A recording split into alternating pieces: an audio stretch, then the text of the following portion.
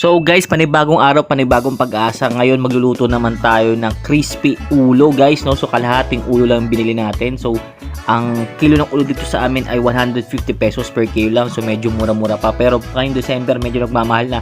So mag-umpisa na tayo guys. Ang first step natin dito, magpapakulo muna tayo ng tubig. Bale, dyan natin papalambutin yung ating ulo. So maglalagay tayo dyan ng mga rekado natin. Bawang, pampalatakot sa mga aswang, paminta. Isama mo ng balat ng bawang guys kasi makakatulong yun para bumango yung ating crispy ulo. Tapos lagyan mo ng daon ng laurel, pamintang durog o buo, pwede din. Ayan, lagay na natin. I-mekos-mekos natin yan pagtapos guys.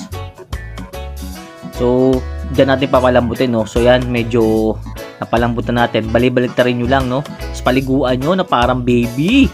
Ayan, kitang-kita nyo naman, mukhang malambot na. Kaya kahit prituhin mo siya ng kahit hindi ganun katagal, luto na yun. So after ng mga 32 minutes to 1 hour, no, iset aside muna natin yung ating ulo dito sa ating mahiwagang maliit na planggana ng libre nang bumili kami ng gasol. Maraming salamat sa binili namin ng gasol, may pa-previous kayo. So ngayon ito na, nilinis na natin yung ating kawali. Tapos ito, naglagay tayo ng mantika. So medyo kinulang din yung mantika ko, pero okay lang, mababaliktad-baliktad naman natin siya. So guys, no, mag-comment kayo dito if nagustuhan nyo yung video na to, kung ano pa gusto nyo ipaluto sa akin. I-comment nyo kung taga saan kayo, kung nakatry na ba kayo magluto dito sa tungko o sa gamit ng apoy. So yan, binabaliktad ko ng ating crispy ulo. Ayan, para kukulangin tayo ng apoy.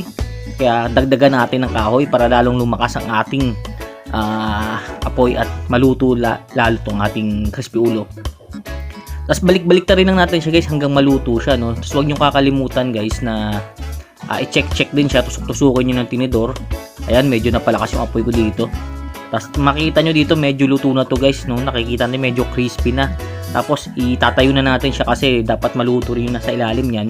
Tapos paliguan nyo na parang puwet ng bata yung ating pisngi ng ating crispy ulo. Napakasarap niyan mamaya. May mang tumas, tapos okay yung sili na maraming bawang, sibuyas, tsaka ano.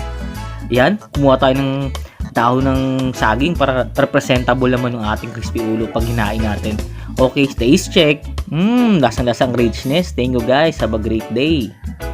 Peace out.